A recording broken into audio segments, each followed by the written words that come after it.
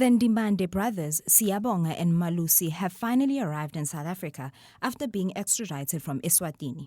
The pair will stand trial for the murders of rapper Kenan aka Forbes and his friend Tibelo Tibbs Mutswane.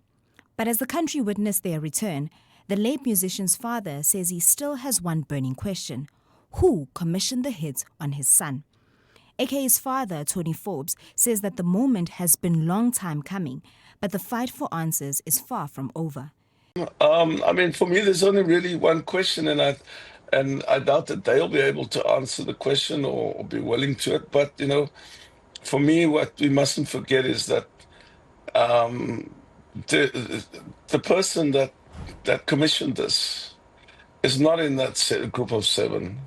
So my questions, not necessarily to them, but to overall, would relate to who commissioned this.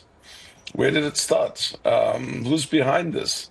Those are the questions that I think that are most relevant for me. Forgiving them, that's happened. I still want to see justice, of course, but my questions would still relate to, who ordered this. The Ndimande brothers arrived in King Shaka International Airport under heavy police guard.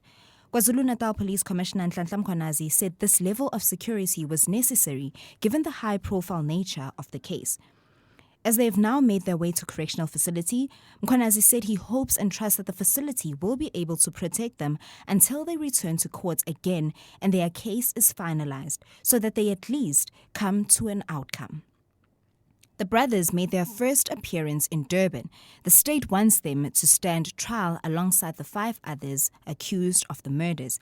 The case has been postponed to the 25th of November. Yes, you saw quite a lot of resources in there. Those resources might not necessarily be about the 2 only. It was more about checking the entire surrounding of the area. You might have seen a lot of vehicles maybe at the airport, but as you were leaving, you did not necessarily see them. So there's a lot of blind spots when you're coming from the airport coming here. So a person can stand anywhere and do whatever that he wants to do. That's why we need to make sure that we have aerial cover that can be able to see anyone that's hiding in any bush, in any tree, that is planning anything against the convoy, that we are there to make sure that it's protected. It's a high-profile case, so we didn't want to take any risk. Alleged crime boss Vusimuzi Kat Matlala will testify before the Parliament's ad hoc committee investigating claims made by KZN Police Commissioner Julius Mkhwanazi.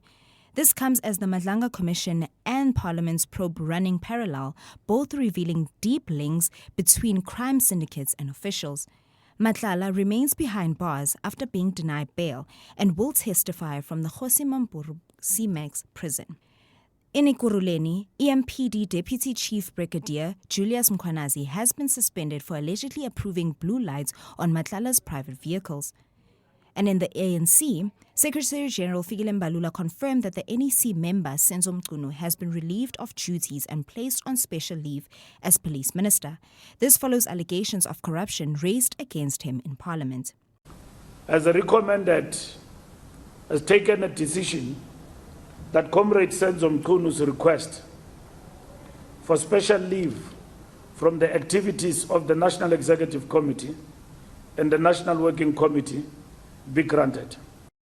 The Administrative Adjudication of Roads and Transport Officers demerit system has been postponed.